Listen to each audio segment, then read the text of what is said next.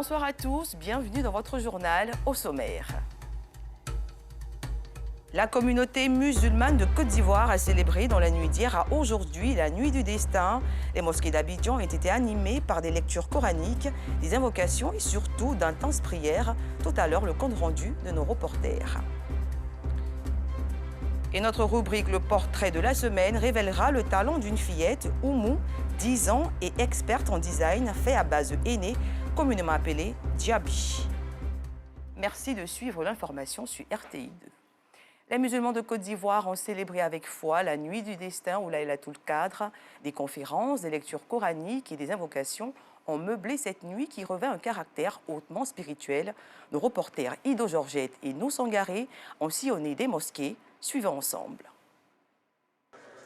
La ville de Grand Bassam n'est pas restée en marge de la célébration de la nuit du destin. Les fidèles musulmans du quartier phare sont sortis massivement pour commémorer la nuit de Laylatul Qadr initiée par la fondation Yacouba Ndiaye. Une célébration marquée par la lecture du Saint-Coran. 1000 mois d'adoration n'est pas sûr certain que chacun de nous peut vivre 1000 mois. Et Allah, dans sa bonté, a donné une nuit dans laquelle le prophète a reçu le Coran et que le Coran, à partir du livre grand céleste, le Coran atterrit dans le ciel que nous connaissons ici-bas. Cette nuit-là, nous avons que 6 fois le Coran, l'intégrale pendant 6 fois. Nous ne pouvons pas prier sans prier pour la Côte d'Ivoire. La Côte d'Ivoire d'abord avant toute chose, après Dieu c'est la Côte d'Ivoire. La nuit de la destinée équivaut à 1000 mois d'adoration. C'est pendant cette nuit que le Saint-Coran a été révélé au prophète Mahomet. Paix et salut de Dieu sur lui. Nous tous, nous espérons avoir la grâce dans cette nuit-là. C'est pourquoi on tient particulièrement à cette nuit pour bénéficier des mérites des grâces d'Allah subhanahu wa ta'ala. À la mosquée Fatima Tazara, toujours dans la ville historique, fidèles musulmans, guides religieux et autorités locales étaient présents pour bénéficier des mérites de ce jour saint. C'était important pour nous, ville berceau des religions en Côte d'Ivoire, de témoigner notre solidarité à la communauté musulmane en cette nuit sainte, cette nuit sacrée. Et la particularité de cette année, c'est que nous avons la grâce d'avoir le chevauchement des carèmes chrétiens et musulmans, qui est le signe que Dieu nous envoie dans le sens de l'union, de l'unité, de la fraternité. Et comme de coutume, année après année, nous sommes présents aux côtés de nos frères et sœurs de la communauté musulmane pour pouvoir prier pour Grand Bassam, prier pour notre pays. L'imam Moussa Dramé a exhorté les uns et les autres au vivre ensemble. Nous avons prié pour la paix en Côte d'Ivoire. Notre pays est respecté aujourd'hui partout dans le monde, à l'extérieur. Mais c'est un devoir pour nous de continuer à prier pour que la paix règne entre les habitants de ce pays. Enfin, nous avons prié aussi pendant cette nuit bénie, qui fut l'anniversaire de la descente du Saint-Coran, pour notre chef, qui est le chef de l'État, Alassane Ouattara. Chaque 100 ans, Allah envoie un homme de paix pour redynamiser la paix dans le monde. La nuit de Laylatul Qadr est l'une des nuits les plus importantes chez les musulmans. Elle est meublée par des prières, invocations et bénédictions. C'est l'une des nuits les plus importantes chez les fidèles musulmans. La nuit du destin a été célébrée dans la ferveur et le recueillement dans la commune de Yopougon. Accompagné d'une forte délégation, Issoufou Koulibaly, adjoint au maire de la commune, a sillonné différents lieux de culte pour témoigner la solidarité du maire Gilbert Kafana Koné à la communauté musulmane. Nous voyons l'intérêt que des prières des religieux pour la paix en Côte d'Ivoire, pour la quiétude et la sécurité en Côte d'Ivoire. C'est une grande nuit de prière, c'est une grande nuit de bénédiction. On ne pouvait rester en marge. Même message à la mosquée Al-Mami Tungara de la gare internationale d'Abobo. L'imam Diarra a exhorté les fidèles à s'approprier les valeurs de pardon, de tolérance et de cohésion sociale. Un discours appuyé par le médiateur de la République, Adama Tungara, qui était aux côtés des fidèles pour la circonstance. Nous sommes venus nous joindre à l'imam Diarra pour prier, non seulement pour les habitants d'Abobo, mais prier aussi pour le pays Sans cohésion sociale, il n'y a pas de paix. Et sans paix, il n'y a pas de développement. C'est au cours de Laylatul Qadr, nuit bénie, que les 114 sourates du Saint-Coran ont été révélées au prophète de l'islam. Invocations et cantiques pour rappeler les mérites de cette nuit qui voit à elle seule 1000 mois d'adoration. Alors 1000 mois, lorsque nous faisons le calcul, nous allons nous retrouver avec 84 ans. Ça veut dire que pour une seule nuit, vous bénéficiez, n'est-ce pas, du mérite des adorations, n'est-ce pas, des 84 ans. Donc, ce qui veut dire que c'est une nuit qui est très importante et qui est d'une portée hautement spirituelle. Outre les prières et bénédictions, le partage et la générosité sont des valeurs prônées au cours de cette nuit, selon Cheikh Abdelaziz Sanogo, guide religieux. L'islam nous exhorte à faire des partages entre nous, surtout ceux qui n'ont pas de moyens, et ceux qui ont des moyens doivent partager ce qu'ils ont à leurs semblables. On ne doit pas se limiter aussi à cette nuit-là, que ça soit continuel. Le discours du juste milieu et son impact sur la cohésion sociale, c'est le thème de cette nuit du destin qui intervient à quelques jours de la fin du jeûne musulman. Une rupture collective pour partager des moments de solidarité avec sa population. Le maire de la commune de Koumassi, Cissé Bagongo, l'a organisé le 26 avril dernier. Cette cérémonie a eu lieu à la chefferie de Koumassi. Elle a été l'occasion pour les guides religieux de prôner la paix et la cohésion sociale. Asita Sogodogo, Maïssa Kogei. Rupture collective organisée par le premier magistrat de la commune de Koumassi. Elles étaient nombreuses à répondre à l'appel de Bakongo Cissé, ces populations de diverses confessions religieuses et partis politiques. Elles se disent heureuses et reconnaissantes pour le travail abattu dans la commune. Cela vient vraiment à point nommé et ça a aussi aidé la population de Koumassi dans son ensemble, puisque nous avions eu la présence des non-musulmans et aussi d'autres personnes qui ne sont pas forcément même de ces confessions-là. Aujourd'hui, nous vivons de quelque chose d'unique. Nous avons retrouvé au cours de cette cérémonie tous les bords politiques. Communier ensemble, manger ensemble sur une même table. Nous appelons toute la Côte d'Ivoire, toute la jeunesse de Côte d'Ivoire à faire autant. Car aujourd'hui, nous voulons une jeunesse unie, solidaire, qui a un but, celui de voir la Côte d'Ivoire fraternelle, unie, assise sur une même table. Cette initiative de rupture commune dans la commune de Koumassi a débuté depuis 2008, année d'arrivée du ministre Cissé Bakongo à Abidjan Sud et principalement donc à Koumassi. Dans sa vision, il avait voulu participer à la cohésion, à la fraternité entre les populations.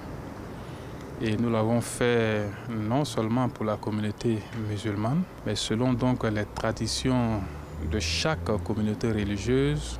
Nous avons également organisé ces moments de communion et de partage. Venu apporter son soutien à son homologue, le président de l'Assemblée nationale par intérim, Adama Bictogo, n'a pas manqué d'exprimer son attachement et son amour pour la commune de Koumassi. Ce soir, en étant ici encore à Koumassi, dans la cité de l'hospitalité, parce que Koumassi en soi est l'expression même de la Côte d'Ivoire rassemblée. À Koumassi, la fraternité est au-dessus des mésententes parce que la commune est riche de sa diversité, selon Adama Bictogo. Une bonne nouvelle pour le COSIM, le Conseil supérieur des imams, des mosquées et des affaires islamiques a reçu un important don de la République populaire de Chine, du matériel informatique afin d'aider la fêtière des organisations islamiques dans la diffusion de son message. La cérémonie de remise a eu lieu dans les locaux de l'ambassade de Chine en Côte d'Ivoire. Nous sommes garés pour plus d'informations. Des outils de communication offerts par la République populaire de Chine au Conseil supérieur des imams, des mosquées et des affaires islamiques. À travers ce don de matériel informatique, composé de caméras, de trépieds, d'appareils photo, de cartes mémoire et d'ordinateurs, la Chine entend accompagner la fêtière des organisations islamiques en Côte d'Ivoire dans la diffusion de son message. COSIM, c'est la structure des imams, des guides religieux. Notre travail par excellence est un travail de communication. Nous parlons toujours aux fidèles et aux citoyens. Donc l'aide que l'ambassade de Chine nous apporte nous va droit au cœur. Ça va faciliter notre travail et ça va nous permettre de communiquer mieux, de communiquer plus. En tout cas, merci infiniment à son Excellence l'ambassadeur de Chine Merci aussi au peuple chinois. C'est un geste amical. Vous savez que la Chine compte plus de 20 millions de musulmans. Donc pour nous, c'est important d'encourager les échanges et la coopération entre l'Association islamique de Chine et le COSIM, et pour renforcer la compréhension mutuelle entre les musulmans de nos deux pays. Les deux personnalités se sont réjouies de l'excellence des relations entre leurs deux pays, ce dont fait suite à une visite de l'ambassadeur chinois Wang Li au siège du Conseil supérieur des imams des mosquées et des affaires islamiques COSIM il y a quelques semaines.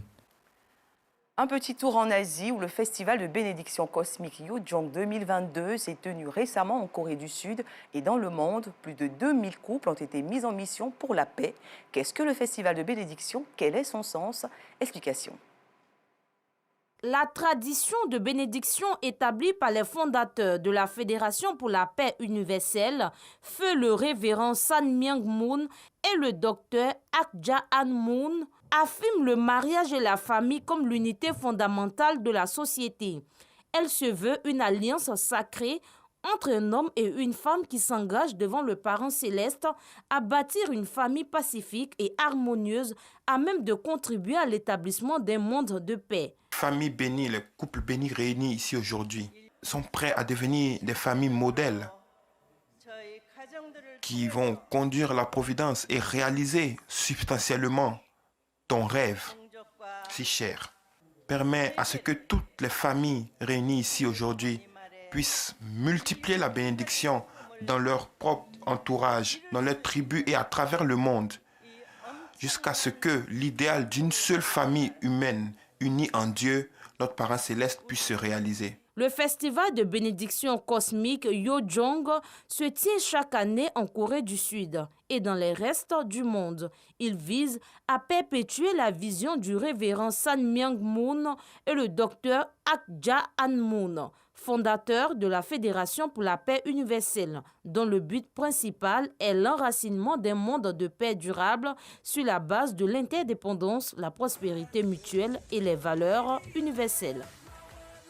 En santé, l'Afrique est particulièrement touchée par l'explosion de cas de rougeole du fait du retard de la vaccination des enfants, avec une hausse de 400% pour les 3 premiers mois de 2022 par rapport à la même période de 2021, a annoncé ce jeudi le bureau régional de l'OMS.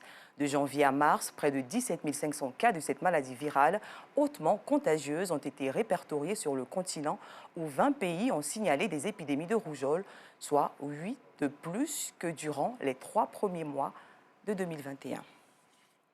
En Guinée, après l'ancien Premier ministre Ibrahima Kassori Fofana et plusieurs anciens collaborateurs d'Alpha Condé, c'est au tour d'Amadou Damaro Camara, ancien président de l'Assemblée nationale, et Luceni Camara, ex-président de la Commission électorale nationale indépendante, d'être écroués. Ils ont été inculpés pour des faits présumés de détournement de deniers publics, enrichissement illicite, blanchiment de capitaux et corruption. En Ukraine, 10 soldats russes ont été mis en examen pour des crimes de guerre présumés à Boutcha. Cette ville, située à 25 km au nord-ouest du centre de Kiev, a annoncé la procureure générale d'Ukraine ce jeudi.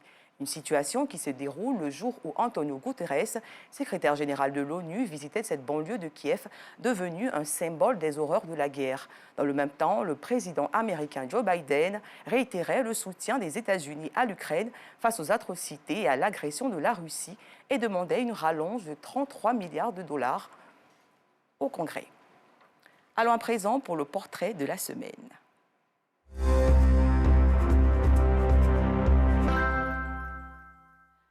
Ce soir, nous faisons un gros plan sur Oumou, 10 ans, et déjà experte en design avec le henné, communément appelé Djabi.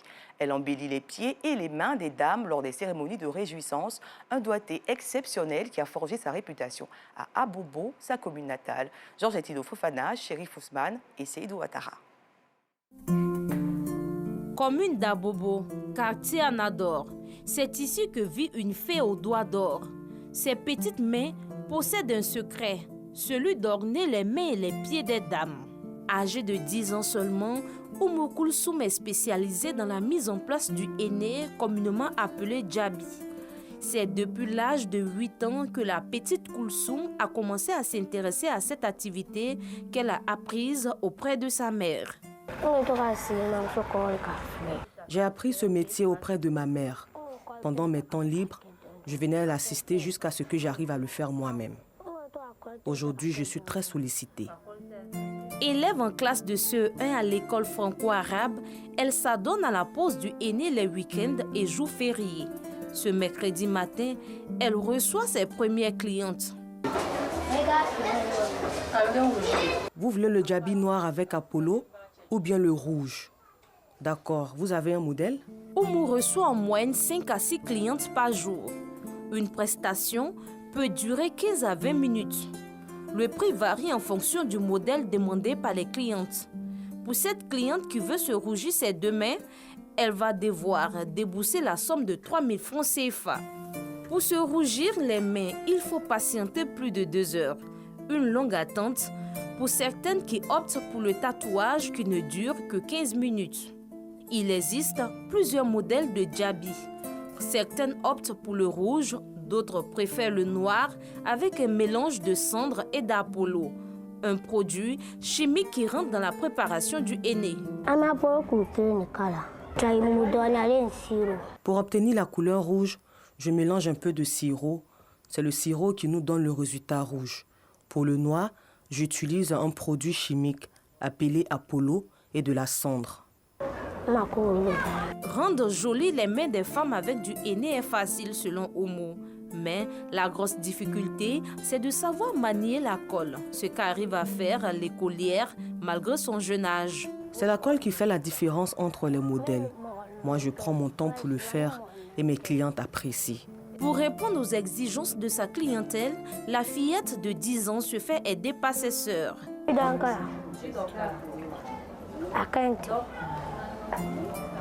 Les clientes de Oumou se disent satisfaites de ses services. J'aime son travail, elle fait ça bien.